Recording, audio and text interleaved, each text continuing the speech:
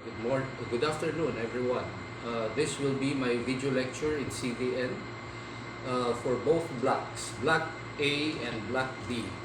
So today we'll be starting our new topic, and this new topic is Unit 3, which discusses deviance, social control, and sanctions. So these are three different terms with different meanings. No, deviance, we start with deviance, then social control, and then before we proceed with what we call sanctions. No, these are different notions that you also have to know so that you will understand what is acceptable and proper behavior in our society. So we start first with deviance.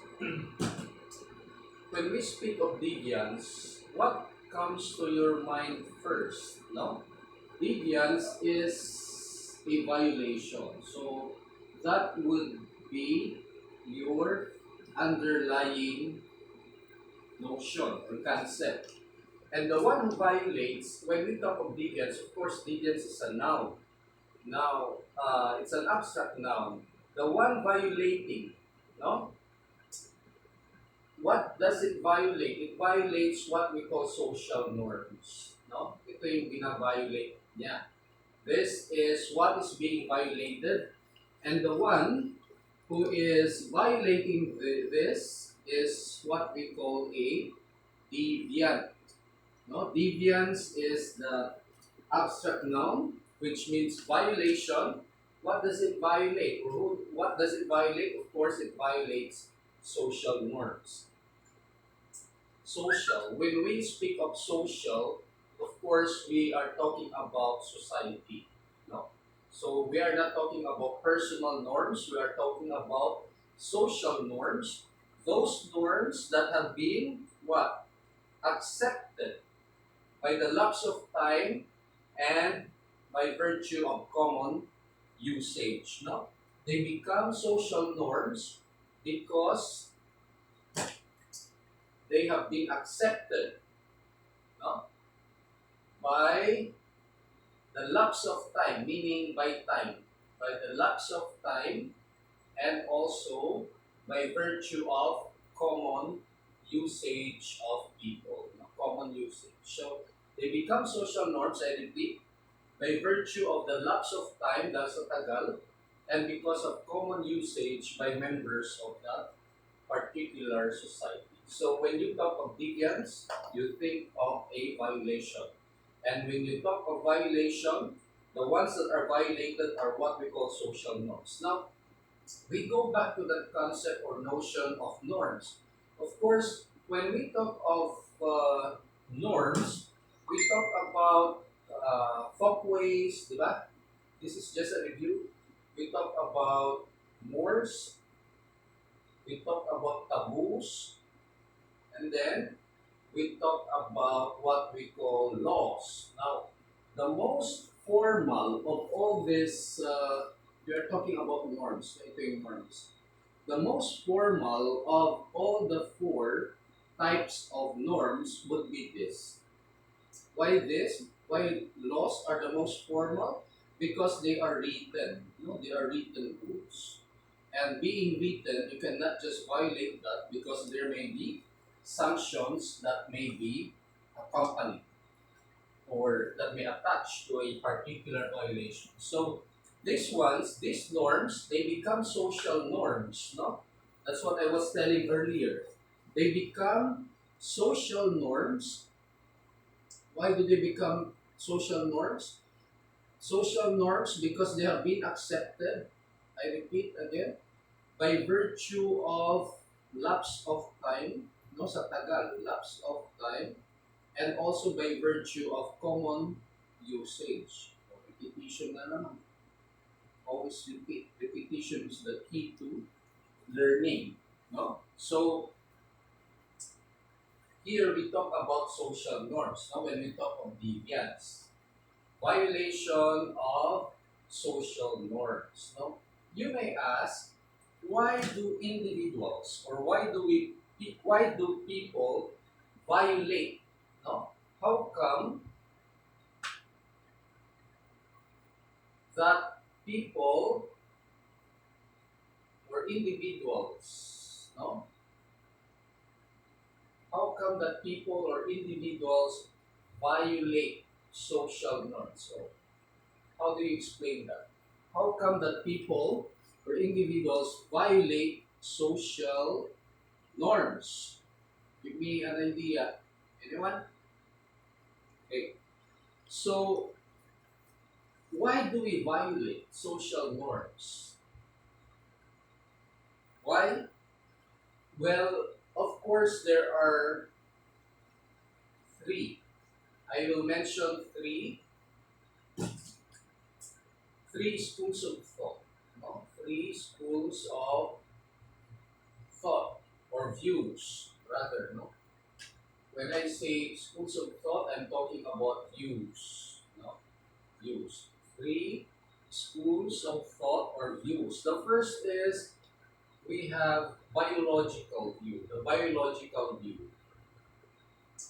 The second is what we call the sociological view or school of thought, sociological. And then the third would be the psychological point of view or school of thought. So these are the three schools of thought or given explanations that might explain why people violate certain social norms. Now, let us take this first. The first one, no? Biological uh, point of view or biological school of thought. Well, what comes to your mind when we talk of biological? Well, we talk about the physical structure of the individual. No? So biological, they say, this point of view would say that people or individuals violate certain social norms. It is because of what we call aberrant. No, aberrant yung mali. Aberrant genetic, aberrant genetics. No? Aberrant genetics or aberrant genetic, what do we call that? Aberrant genetic elements. No? According to this view, aberrant genetic, according to this view, it's more of genetics. No? When we talk of genetics, of course, that is based on genes. No? It's based on genes, or you are inheriting that from your ascendants, no, from your ascendants. So it is based on genes, no. So it means that a person violates or an individual violates certain norms because it is inherent already in the genes, no. He has inherited that as something that is aberrant. Aberrant is something that is wrong, no? Something that is wrong or something that is an erroneous something, no? There is something in your genes that is abnormal, no? That's why this explanation would indicate that because of the genes of the individual, it causes, no, aberrant behavior, aberrant or abnormal behavior. No, the term would be abnormal behavior. So, if you come to think of the biological point of view, of course, we are talking about certain factors within the individual himself. No, within. Sa loob. Kasi nga, genetics, genes. Based on genes. Okay? Clear? Okay. Let us go to the second point of view or school of thought, which we call or which is otherwise known as the sociological. I go first to the psychological, no? The third, psychological school of thought. Well, again here, when we talk of psycho, we are talking about personalities, no? Your personality as an individual. And here, according to this point of view, there are personality disorders. No, disorders. disorders that will cause aberrant behavior or abnormal behavior. So because of these personality disorders, an individual or a person would commit also what we call deviance, no personality. And when we talk of personality disorders, it's more on the mental. The mental. Of course, this one is also within the individual himself. No, the cause or the factor that causes the deviance will also come from within the individual. But these two schools of thought are not what we are concerned about. What we will be concerned about would be the sociological school of thought, the second one. No, yung sociological school of thought or sociological view. And what does it say? When we talk about the sociological view, not views, but view, when we talk of the sociological view, well, the term alone social would refer to social or society. Diba? Would refer to that, no? Because of this term, social. Now, it will refer to the social norms or society. And this one, this factor, why an individual would commit deviance would be an external, no, induced by external forces. This time it's now external. So this is what we should be concerned about. The sociological point of view of why deviance is committed by certain people in our society. No? I told you earlier, deviance would mean violation. And when we talk of violation, of course, the first persons that comes to mind would be those who are criminals, no? Mga ganyan. Or delinquents, or offenders. Diba? They are the ones commonly referred to as the offenders, criminals, those who are delinquents. So I repeat, this is what we should be concerned about, the sociological school of thought or the sociological view, because that one, we are talking about social norms. And we could only determine the intensity, the severity of the deviance from the context of social norms or society in general. Okay? Clear? Now, I'd like to touch on what we call the types of deviance. So, because we also have to know the types of deviance, not types of deviance. Well, the first is what we call the formal deviance, no? And the second is what we call informal. The formal and informal lang yan. No? Formal and informal deviance. Remember that we are still on the topic of deviance. Now, formal, of course, we talk of formal deviance if what is violated will be those who are, that are written rules. No? Formal because they are written. No? You cannot do away with it without, you cannot do away with the interpretation on deviance if not for these written rules. No? And example of this would be laws, of course. Informal because the norm is unwritten. No? Now, if you will ask which one are which of the two has more number in terms of norms, of course this one informal. No, informal may come in yun nga, yung folkways, in mores, in taboos. No, yeah. Those are unwritten rules. Now, here,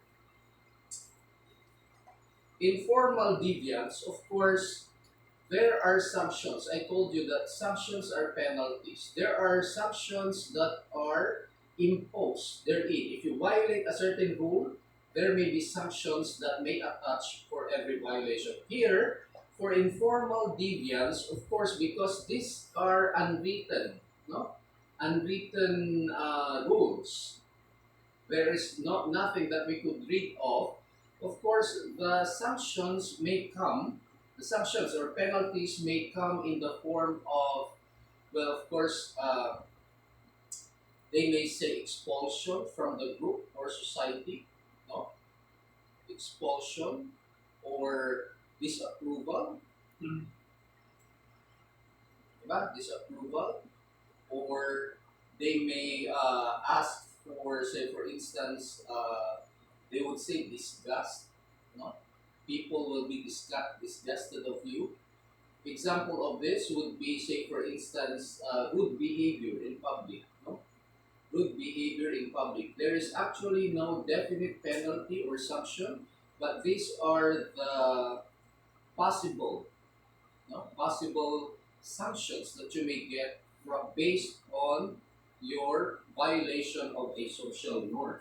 No? And where do you get this? Well, coming from the members of the society or group where you belong.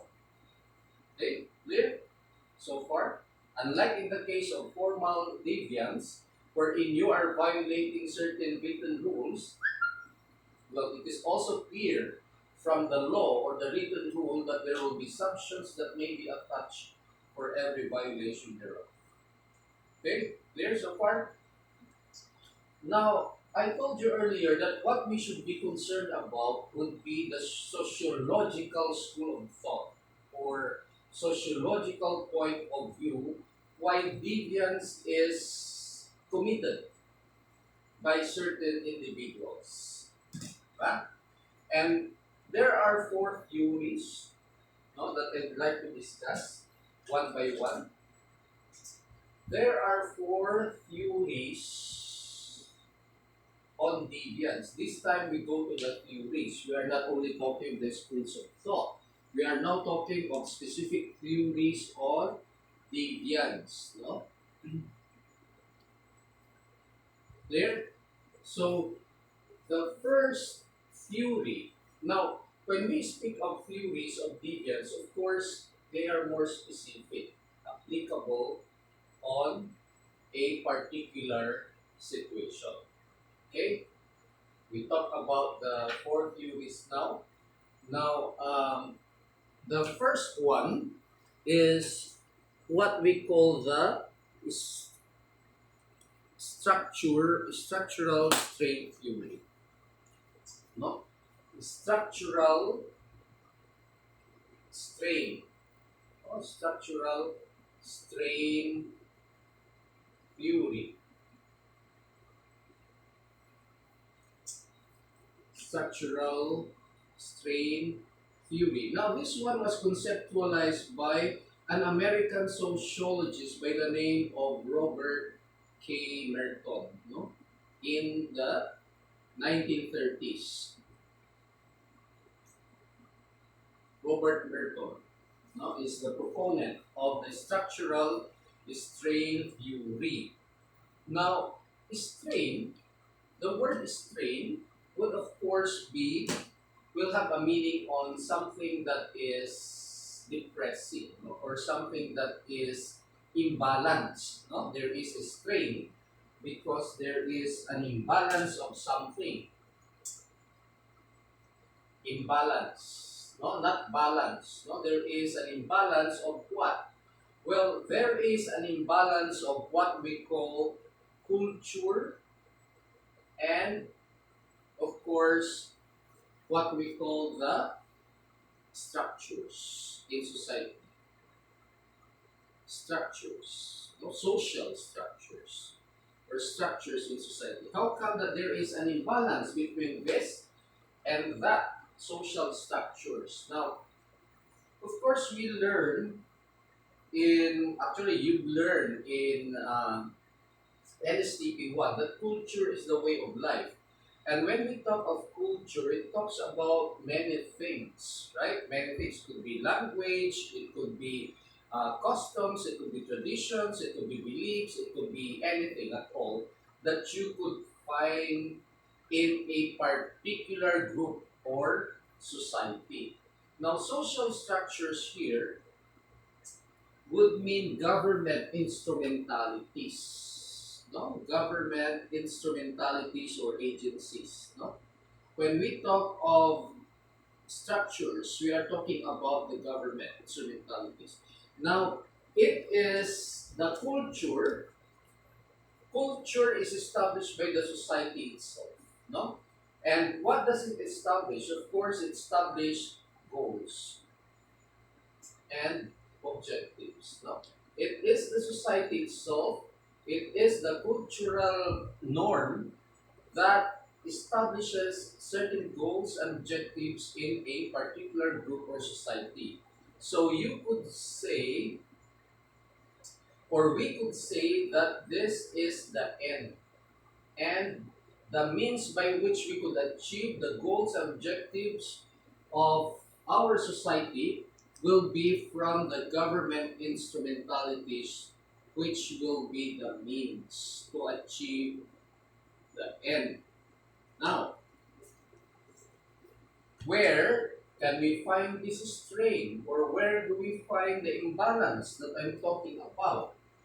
Well, it's like this. It works this way. No? That's why it is a structural strain. We call that structural strain theory. Okay, I will erase this now. Structural strain. This is the first. No? Structural strain. Remember the word strain. No? It is an imbalance. No? Something that causes pressure to something. Now, I talk about the end or ends, di ba? In our society, which could be found in our culture. No, I have to discuss this clearly so that you will understand. Now, ends, of course, you cannot achieve your ends unless there is a means by which you could articulate or you could ventilate whatever aspirations you will have. Now, culture would fall under ends. No? Means would be what I told you, government instrumentalities. No, it could be agencies, it could be corporations, companies, or etc. So this is your means to achieve your end. Now, there is no problem if the means are functioning well. No, they are doing their job. Say, for instance, government is doing their job. In, say, for instance, here your end would be good income. Say, for instance, and good income would imply, of course, employment. No, what else? Here, freedom. If you are free to go wherever you want to, and also social services, no, social services, which these government instrumentalities are the ones responsible in giving all this. These are your ends, no? The problem, there is a strain when government instrumentalities are not functioning well. What do I mean by they are not functioning well?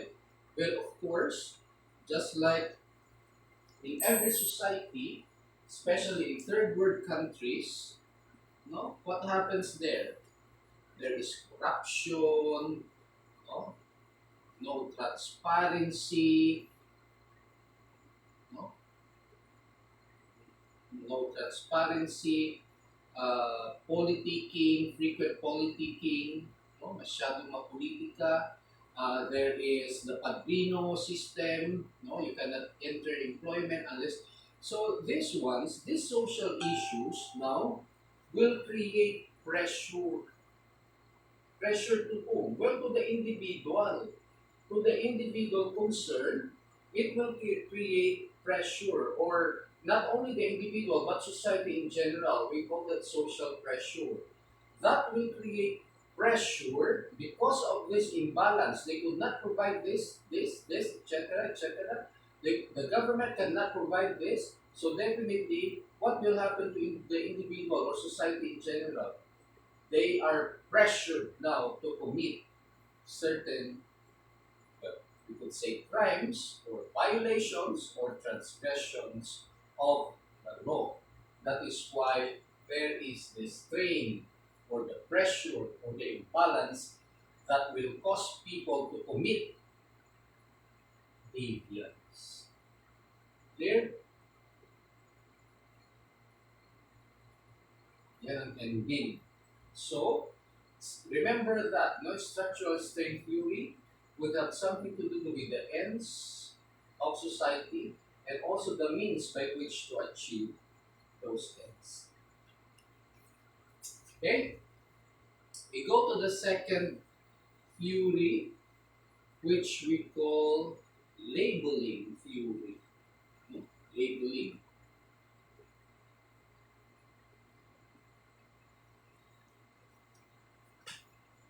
Labeling theory. Second, we now go to the second theory, which is labeling theory. Now, popularized by Howard Becker, no? When in 1963, no? He was the one.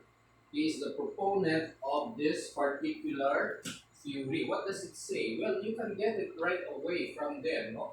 The term label, no? Kaya nga, labeling theory, label. What is there in this theory that causes one to commit what we call deviance? Well, if you put labels to certain individuals, no, if you put labels, like say for instance, you say that he is a, say for instance, rapist, no, you put labels, no, rapist or ex-convict, mga ganyan, or verdugo, no? You are labeling somebody or you label somebody as addict, no? These are just examples of labels, no? If you put some labels to certain individuals, well, according to Mr. Howard Becker, you put that particular label, you also put that ex-convict, verdugo, addict, or whatever. No, that person now who is being labeled as somebody may have accepted this identity. No, pinanindigan na. Pinanindigan na, so he has also accepted that as his identity, accepted that as an identity for himself. That will also create what we call deviance. No? Paninindigan niya. So if you call him bad boy or bad girl, papakaliwala na bad boy or bad girl, because of that identity, what he does now, he wants that label to be put into action. He creates certain deviance. Here, so far. Well, I'd like to stop here, no, because there is still part two of our discussion.